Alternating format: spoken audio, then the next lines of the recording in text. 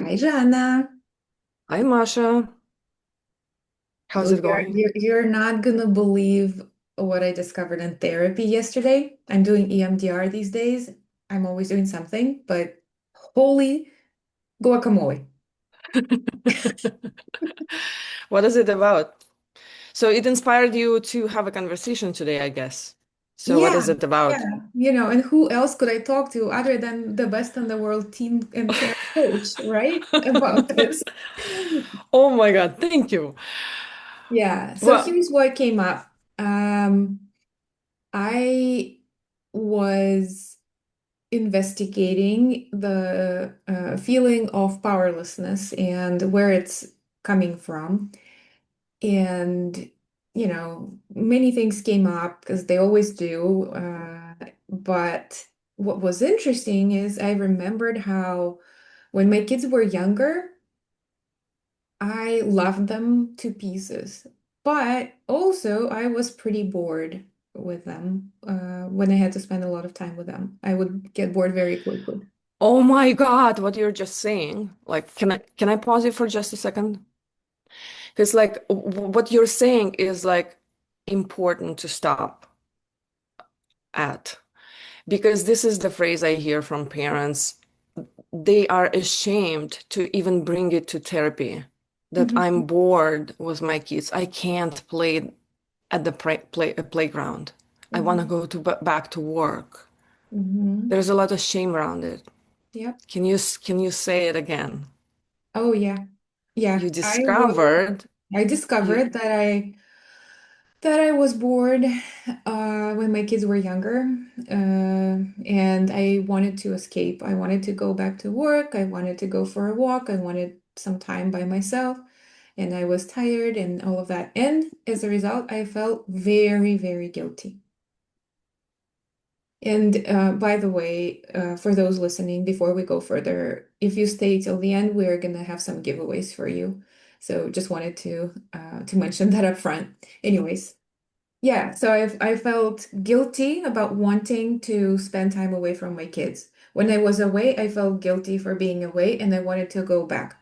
When I came back, I felt guilty that I didn't want to be there and I went away. And it was a never-ending circle. And I was like, when is it? But anyways, as they got older, it became more and more fun and interesting for me. So um, yeah, I love them and they're Yeah, great. that happens with me all the time, like especially when they are just born, Mhm. like and always basically, like you're so tired, you go for a cup of coffee with your friends, and then like, oh, how my kids are without me, and then you can't relax because you keep thinking about your kids, your family, what's going on in there, and maybe sometimes you even call to your babysitter or your husband to give directions, like, or getting into details. So basically, you're here with your friends. You cannot relax because you're thinking about your kids.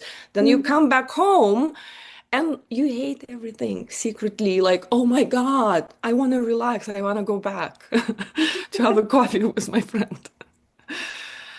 Isn't Yeah. that, yeah. What do we do with this? That's a great question. But what helped me What was happened? to I'm sorry, admit, did I interrupt? What happened in your story? Like you caught yourself thinking that. So is yeah, there so something different?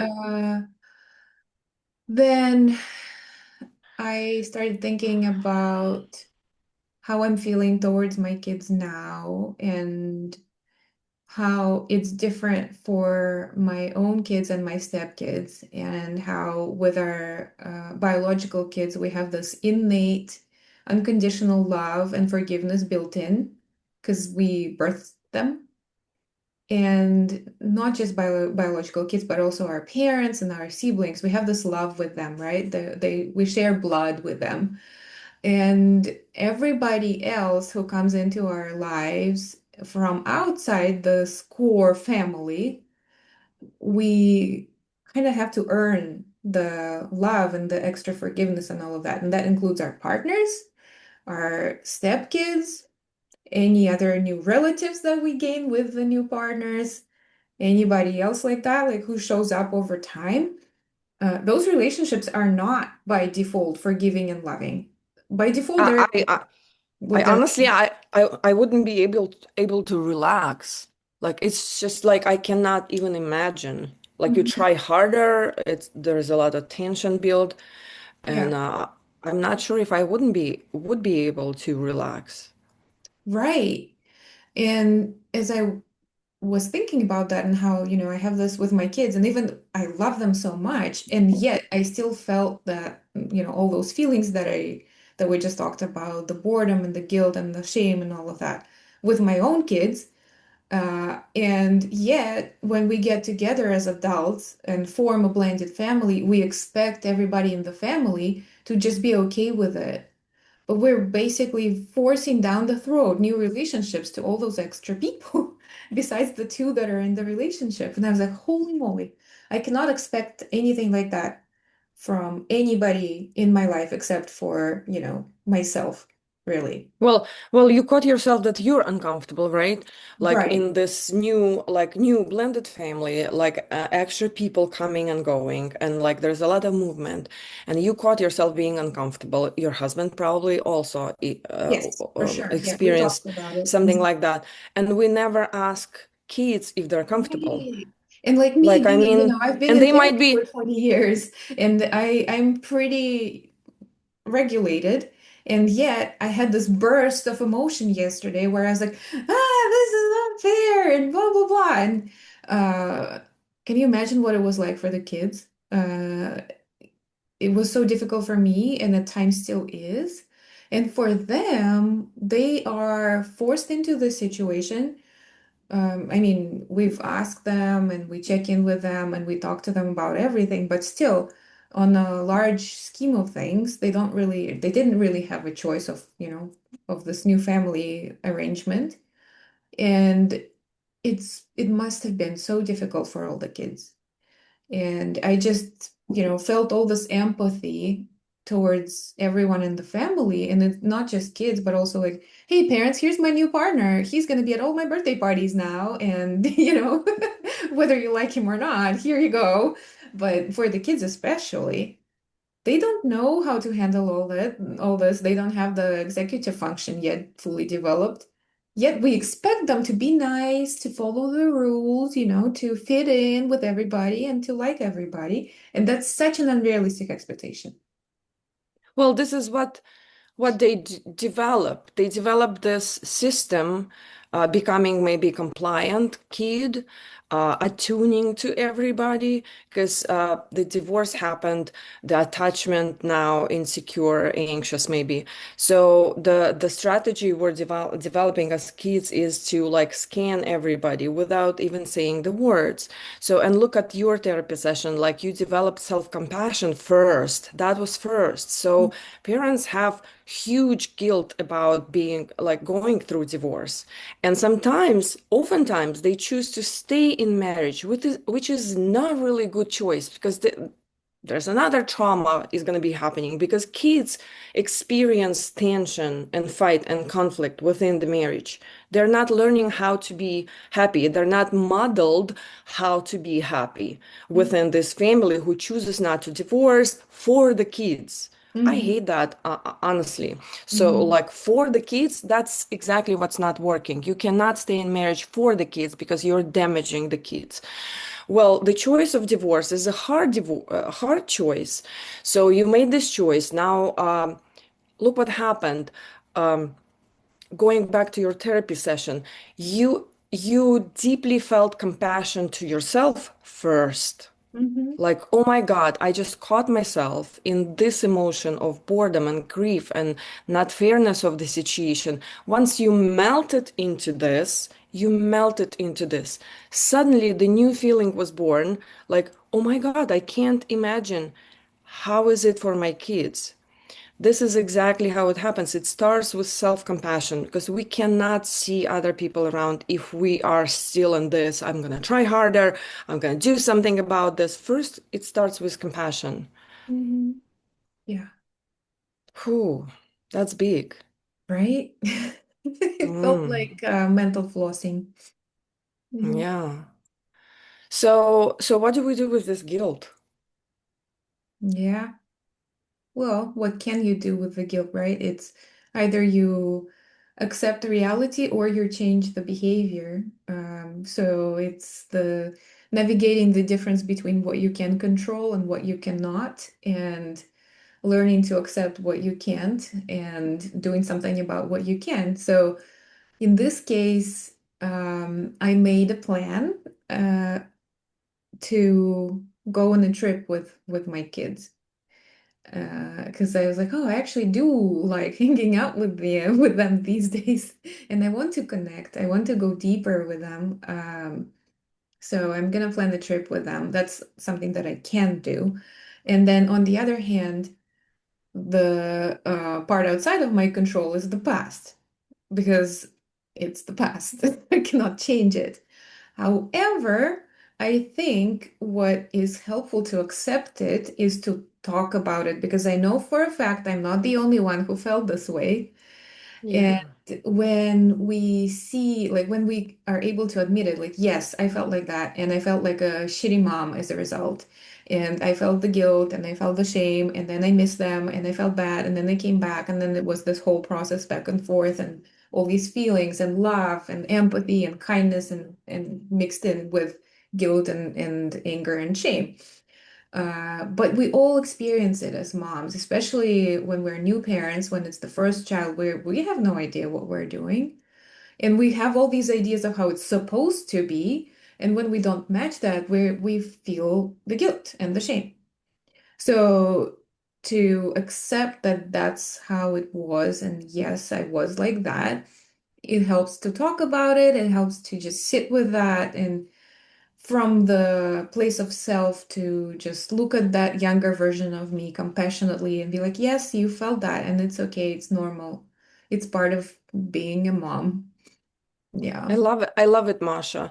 Like something that you said is now you are able, you're capable of talking about this to bring it to the surface with Mhm. self-compassion and compassion to them. Mhm. Now состояние. Now, Mhm. the condition you're going to be talking, the inner groundedness Yeah. and safety is going to be provided while having this conversation. You're being authentic. You're expressing that, well, I did choose the situation because the other situation was worse. But we still, and sometimes I feel like I don't want this to be this way. And I Mhm. cannot imagine how it feels for you. And then you give them space and hold the container for their emotions and for their words. And it's a big, huge gift if you're creating the container where they can share how they feel. And here, connection can happen on a deeper level. So there is no resentment anymore. There is no tension when you're going to the camping trip. Mhm. It's actually gonna be enjoyable because the connection is happening. Maybe this connection will happen during the trip, but now you're going with different attitude, different energy. Yeah. Mhm. Right? So the conversation, I love that. Talk about that. Um, you know what comes to my mind? Talking with your kids about the difficulties of your relationship, because that's a different thing. I don't know if you want to tweak a topic a little bit. Mhm. Like in my practice, I see, not even in my practice, I always trying to sense if the information I'm giving when I talk to my daughter or to my kids is too much of information. So being aware, working with people and being aware that our kids are not our therapists. Right. And sometimes it's for parents, it's too scary to go to therapy. They translate there's something wrong with me. No, there's nothing. I'm not going to go to therapy. Maybe sometimes it's financial matter. And we're utilizing our kids as therapists, Yeah. putting this heavy burden of adult life or adult situation on them. They're Mhm. scanning it. They're scanning the situation anyway because there's a lot happening in the family, and we're giving them emotion, more information, something don't need to hear because they have their own goals, developmental, and their own problems, and it becomes too much to carry. And then they may seem compliant and compassionately listening and maybe hugging you as a parent, or maybe giving you even advice, or judging you, or whatever, saying those harsh words toward you. However, or being compliant, and then suddenly something happened at school, or suddenly something happened during teenagers' years, and we're thinking like, where's it coming from? Because this is the learned behavior, and they're bottling up so much, and then it just blows up everything at one point. Yeah, So yeah, we get to be really aware, talking about different things, and more of a listening to their part. Let them talk. As I right. said, it's a gift when they talk. It means you did created something that Mhm. they are feeling safe talking. Mhm. Now I'm Yes, talking too much. and to your point, why it's important to separate adult relationships from, parent-child relationships, because if you start pulling the child in as an equal partner, like equal partner isn't someone who can handle information about your adult relationships.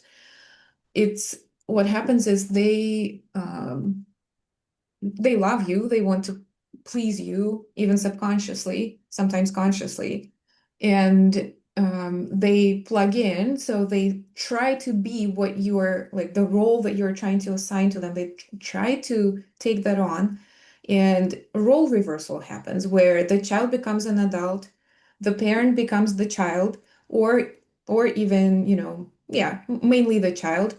And then this is too much for the child to handle, like what you were saying. They do not have the capacity to hold adult emotions and adult challenges and relationship challenges. And the kids, they need the boundaries that the parents provide to feel safe. And when there's no boundaries, when the parent is like, oh, let me tell you about my relationship issues, that's a clear crossing of boundaries, even if it's not explicit like that. Even when the parent just like reacts when something comes up about their co-parent, like, oh, the child sees that and they're like, ooh, something is wrong. I'm gonna need to step up to make sure that this parent is okay. And it's too much responsibility for them to carry. And that's when they, well, like you were saying earlier, they start being over vigilant. They're like monitoring the temperature in the room. They're like, Is my mom or my dad, are they okay now? Can I talk about my other parent? Oh, it doesn't feel safe to talk about my other parent. So I'm gonna suppress all that. I'm not gonna say anything. I'm just gonna be nice and say what I think this parent wants to hear so that they stay in the good mood, so that I in the end feel safe as a child. Because my safety depends on how they feel and their mood and how available they are. And if I notice that whenever I bring up the other parent, this parent gets, escalated and unregulated, and they're not available for me anymore, that means I'm not going to bring up this parent, or I'm only going to bring up this parent in a way that seems to make them happy. Like, yes, they are bad. I'm not happy there. So I'm going to talk to you like about that, but I'm not going to talk about the fact that I actually love this other parent too.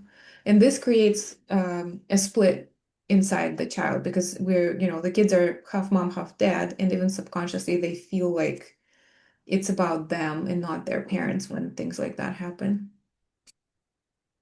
Yeah, and imagine adults yelling, fighting, and then we make it up.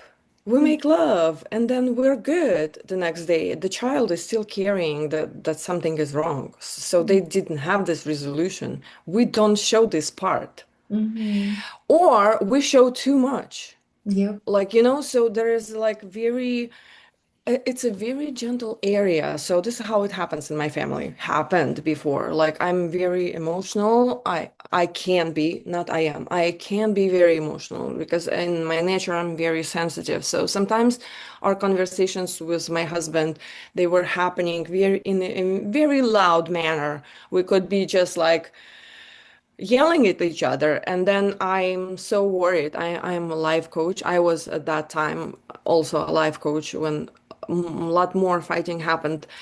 We went through crisis, developmental middle age crisis. So I took therapy. My husband took therapy. So the yelling happened. It's happening. So knowing all this, what I do, I go upstairs. Anthony, of course, he had ears. He has ears. He heard all of this yelling. So I come to his room and I'm saying, I'm so sorry. I was yelling. Papa was yelling. We're good now. So we had a problem we needed to resolve. It was really, really hard.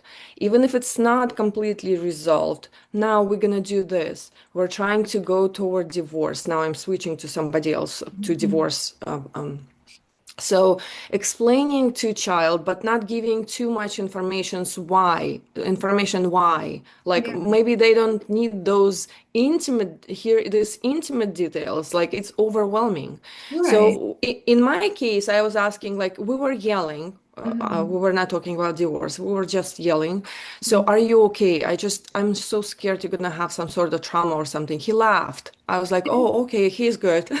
So we see the reaction. So we see Yeah. the reaction. If he would be like crying, like, no, it's so annoying, then I would say something else. So we get to kind of pay attention to the child right now, not like, and have this conversation while not being charged.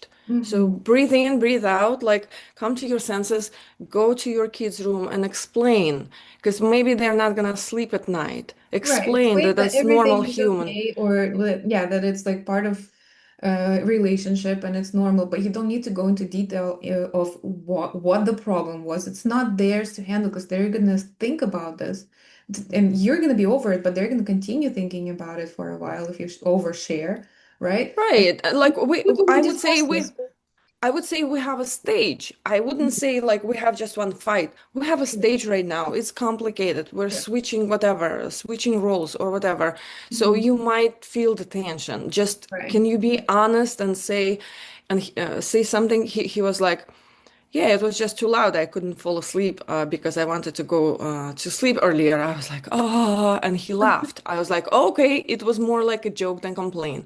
Yeah. So if we like check in with them, and if we explain more than that, like what exactly we were fighting about, they will be put into position to pick a side. That's a Exactly. horrible place. That's a horrible place for a child. Yes. Yes. And if you do need to share and to process your adult emotions and relationship issues, you come to me, or you go to your therapist, or Yeah. you go to, Yeah. talk to a friend, get together with the girlfriends, and you can discuss with them if you feel safe. But you Yeah. don't bring it to your children. Yeah, I honestly to tell you, I could say those words like, your dad was an ass. Like I was an asshole too, honestly to tell you. So I'm like, I never put my partner in a bad position in the eyes of my kids because Yes. it's his father. I Yes. want them to respect him. And I know I can be crazy sometimes too. So that's a human nature. We go crazy when we're not well. Yeah. Like, I'm yeah. I'm actually very grateful to my mom because when my dad left, she didn't say anything bad about him at all. And then later, as an adult, I found out about all the crap that happened, and I'm like, holy moly, how did my mom manage to hold it together so well? And I'm just like, I'm so grateful because she did not she didn't roll her eyes. She didn't say anything bad. And as a result, I managed to have a decent relationship with both well, with my dad, but great relationship with my mom. And it's just so, it takes so much strength, really, to not let that show in front of the kids.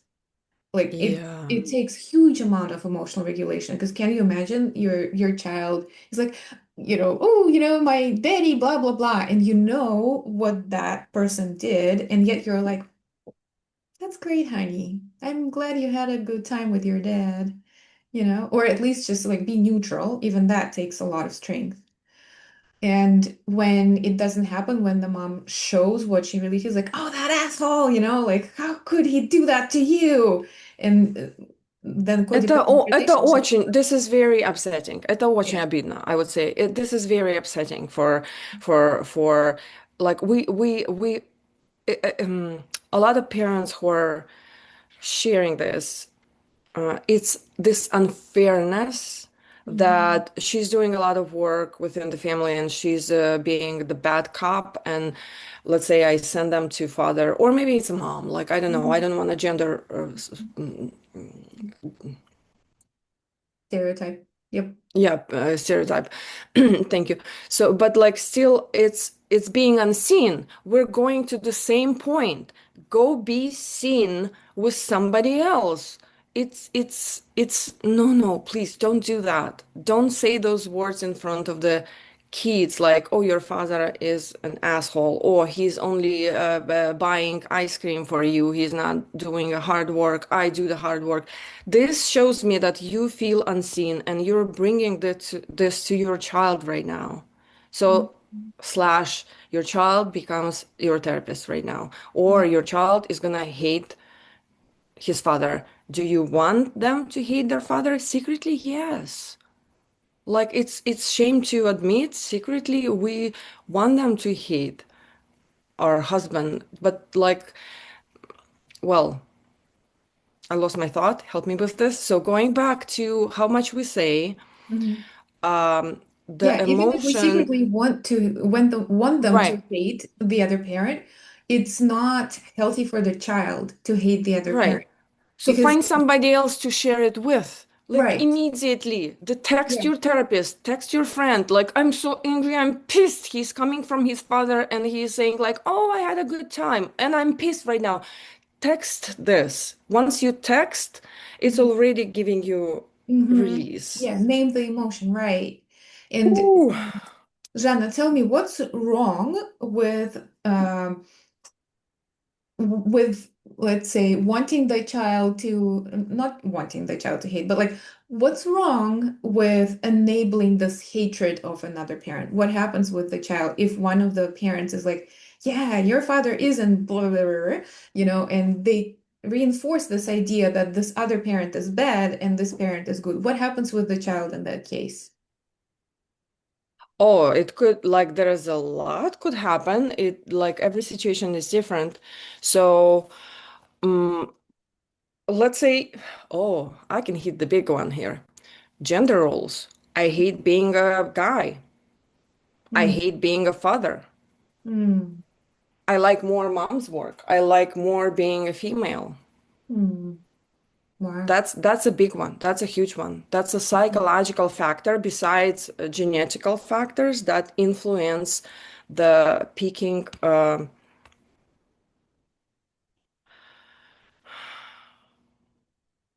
Yeah, like picking some I it's okay.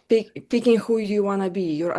Picking your Identity. identity. Right, Yeah. right. Yeah, I So also see problems like I've read a lot of research on this topic, and what's often mentioned is kids who had this in their childhood where one parent kind of like helped them hate the other.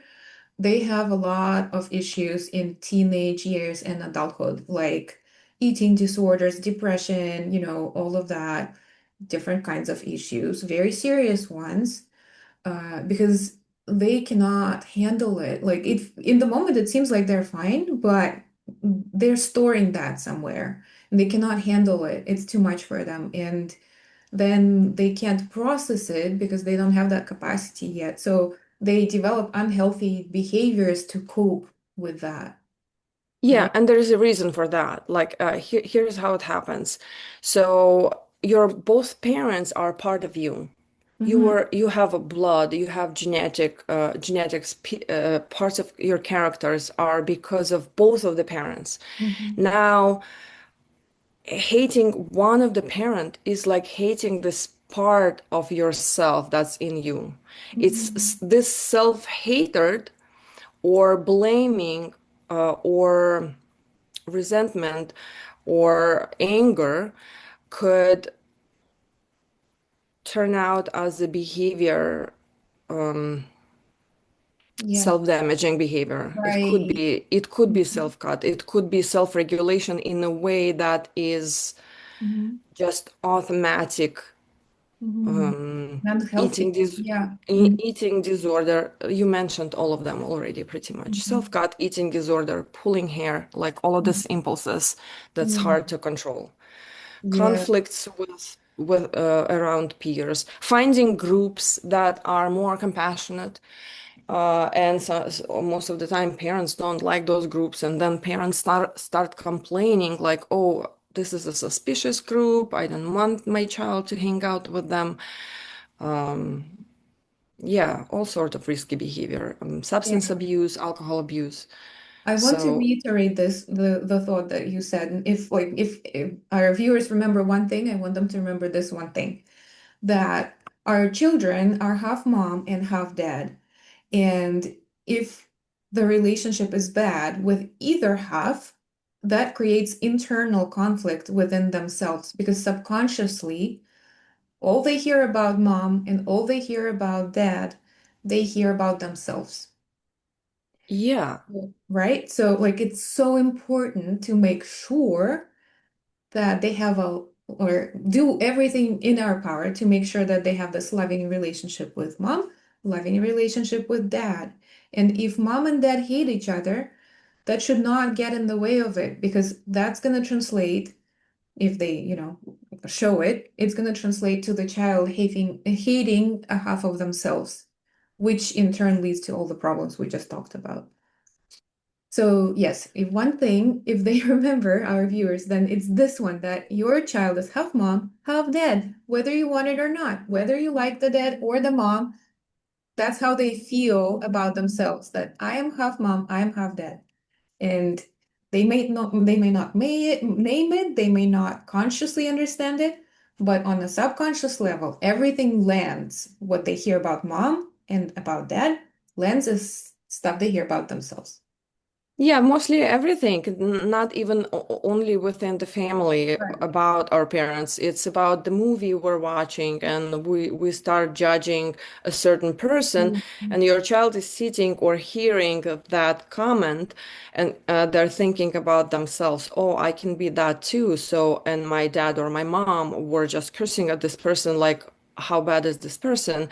Or Mhm. we're driving and we're like, swearing at somebody else. I'm not swearing at somebody else when I drive, but like it's just an Mhm. example. Like, Express and strong your emotion. child, right, and your child is sitting in the car and hearing all what you're saying, and they're definitely taking it personally. The child is taking it personally. So the solution for this is, I would wrap it up because I have a Zoom call at 11. So, well, the solution for all of this, we're all humans, and Mhm. not one person is completely bad or completely good. I agree. We're humans. We have our ups and downs. And if even if you got divorced or you have blended family, this person who you divorce, it's not a bad person. You choose this person. You build life with this person. You have a child with this person. So there is something about this person you choose when we just met, right? Even if there was a high conflict, we just now have you just have now have different plan to go apart, to grow apart. And Mhm. explaining this to your kid is becoming very neutral. We choose to grow apart because now we have different goals, different visions, different perspective in life. Yes. So being human, not sugarcoating, not hiding, because like your kids Mhm. can sense it, the Mhm. tension, Yes. the one word you're throwing in the air, Yes. then making a joke. I didn't mean anything. You did mean everything. Yes. Yeah. And you mentioned conflict. Uh, I think that's where it starts within ourselves and how we show up during conflict. And if we learn to be more conscious of how we show up, this is the best thing we can do for our kids. Yeah. And I coincidentally, want you. I want you to tell us, really, really tell us about you have a book coming out, Repatterned. So we have this pattern. We get triggered. We're like escalating. We're saying words. Then we feel bad about ourselves. Mhm. And it repeats, repeats, repeats. Like, what do Right. we do Yeah. with this? What's in the book? And like, let's give them a solution of how to deal with our emotions. hmm Because Yes, that it's that really looks like hard when we're triggered to deal with our emotions in that moment. But let me grab it. Here's my book that is already available for pre-order. It's nice. gonna be, Congratulations. Can yeah, you open it? Slide yeah. through the pages. Oh, look at this. Wow. Really good. Congratulations. Thank you. There's lots of exercises in there that are meant to help with Mm. doing just that, like learning how to catch yourself in the moment of getting triggered and how to notice what's going on with you, notice where this pattern is coming from, and then a solution for how to move forward when you are triggered and in a conflict in a way that is not as damaging to you or the kids in the end. And yeah, it's a framework that I developed, but there are chapters for different situations in life. Like if the conflict is at work, within the family, with your partner, if it's a high conflict situation, which is a specific term that Bill Eddy developed. Um, and yeah, you can pre-order on Amazon or Borders, Barnes and Nobles, anywhere. It's going to be available in all the major retailers. But for the first 10 people who comment under this video, I'm gonna send a free Kindle version right now before it's even available. So Really if nice. this resonated with you and if you'd like to learn more and learn how to show up in conflict in a way that's less damaging for you and ultimately your surroundings and family, then definitely let us know. And So you yeah, can text the book yeah, or you can text Repattern and yeah. Masha is gonna send it to you. hmm Exactly Really, right. really nice. And get some work, people. Like when we're really stuck in the pattern, when we're like, we don't know how to deal with the feelings, because the feelings could be really, really strong. Like we either numbing it or blowing up. Neither is good. So get some work. Masha is conflict coach and a mediator now. She's an author of several books. I'm a life coach. I have special needs, master's degree in special needs, and I also coach parents and teenagers, older teenagers. So get some help. You don't have to be alone. There are groups I'm creating to ask your Q&A every Tuesday. So you have all the help available. Just like one tiny action toward connecting and saying, I need support in this may Mhm. resolve a lot, may make your life a lot better. Zhanna, where can someone sign up for your upcoming events and groups? I have at zscoaching.com in events area, I have group Q&A parents group there. I'm holding them in Russian language for now just to support our community, but you can sign right there. You can sign up if it's English speaking partner or you both speak English. I'm gonna create those group for parents, and Awesome. also, yeah, I you can sign up right there at zscoaching.com and get some free consultation first, and Mhm. we'll see how I can support you. And Perfect. Masha is the same. You have your website, you have Instagram account, Masha Rusanov Yep. And my website, Coaching. masharusanov.com. Yep. I Okay, also great. offer free initial consultation for anyone interested. So there you go. Yeah, and if everything is beyond our scope of work, we also have connections, guys. Mhm. So, yeah, reach out, get some support. Don't be alone in this. Thank Yes. you, Masha, so much. Really rich Thank you, conversation. Zhanna. Yeah, that we went deep. We're so good. Ooh. All right. Okay, bye guys. I hope it helps. Ask some questions under this video. Yeah, and bye. Have a great Wednesday today.